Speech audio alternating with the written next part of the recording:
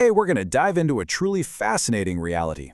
Doing well with your money actually has very little to do with how smart you are, and a whole lot to do with how you behave. It's a really interesting premise, right? Because we're basically trained from day one to think of finance as this strict, math-based field. A world where you just plug data into a formula, crunch the numbers, and boom, you get wealthy. But as we're about to see, human behavior is the ultimate trump card.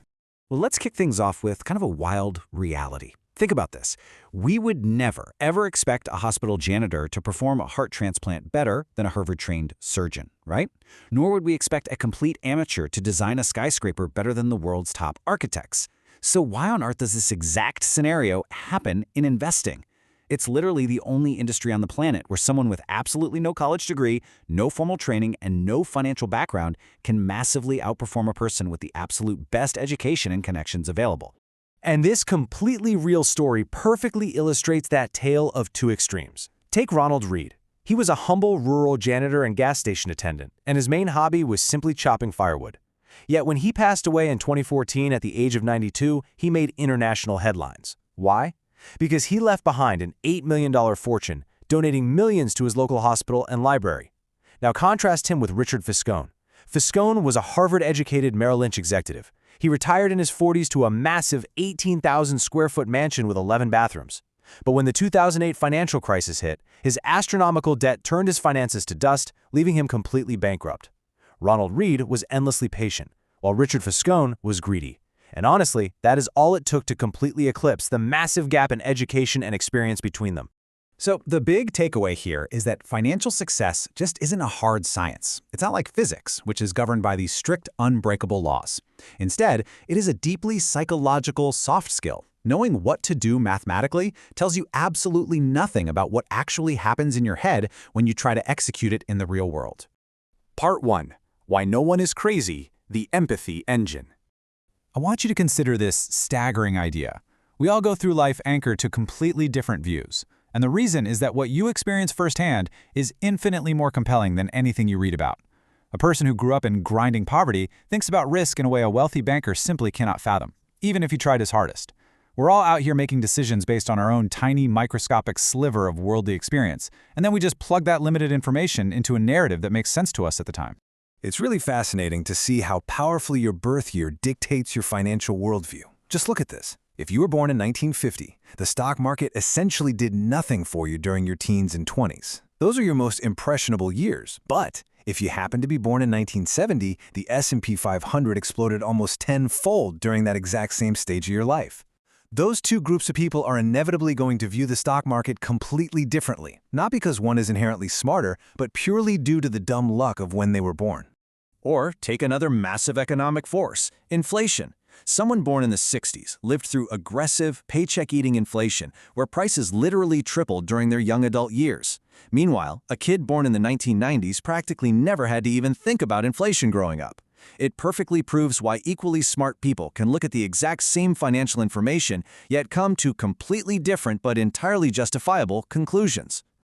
Let's move on to Part 2, the newness of finance.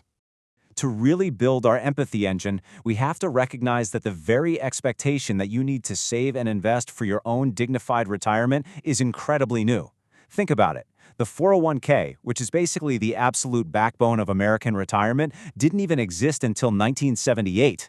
And the Roth IRA, that was born in 1998. We literally have dogs that were domesticated 10,000 years ago that still retain wild behaviors, yet somehow we expect ourselves to be perfectly acclimated to a financial system that is at most 2 generations old. We aren't crazy when we make mistakes, we're just newbies winging it. I mean, before World War II, the concept of retirement essentially didn't exist for the masses. As you can see here, most men simply worked until they died. The labor force participation rate for men over 65 was massive until the 1940s and 50s. The idea that everyone deserves a decades-long, super comfortable retirement funded by their own strategic market investments, that is a brand new experiment in human history. Part 3. The sibling forces, luck, and risk. Hold this staggering probability in your head for a moment. 1 in a million. Keep that locked in, because it represents the exact odds of both incredible fortune and devastating tragedy in our next story, which centers around a young high school student named Bill Gates. Back in 1968, Bill Gates experienced literal 1 in a million luck. He attended Lakeside School, which was one of the only high schools on the entire planet that had a computer. It gave him the ultimate head start in life. But Gates had a best friend at Lakeside named Kent Evans. By Gates' own account, Kent was the smartest student in the class, endlessly ambitious, and the two was scheming to become CEOs together. But Kent never got to graduate. He experienced 1 in a million risk when he died in a tragic mountaineering accident before the end of high school. It's the exact same force, the exact same magnitude, working in completely opposite directions. Because luck and risk are essentially doppelgangers, driven by 7 billion other people and infinite moving parts, we really have to change how we judge financial outcomes. When you fully recognize that not all success is due to hard work and not all failure is due to laziness, it genuinely changes everything. We have to foster self-forgiveness for our own missteps and grace for the failures of others. Instead of trying to blindly copy the extreme outliers we see in the news, we need to start focusing on broad, repeatable patterns. And finally, Part 4, Finding Your Enough. This brings us to the ultimate psychological trap of wealth, and that's the illusion of a moving goalpost. Just look at the cautionary tale of Rajat Gupta. Talk about an incredible self-made success story. He rose from an orphanage in Calcutta all the way to becoming the CEO of McKinsey, one of the world's most prestigious consulting firms. By 2008, he'd amassed an unfathomable $100 million net worth. To put that into perspective, earning just a 5% return on that money means you are making $600 an hour, 24 hours a day. He had won the game, completely.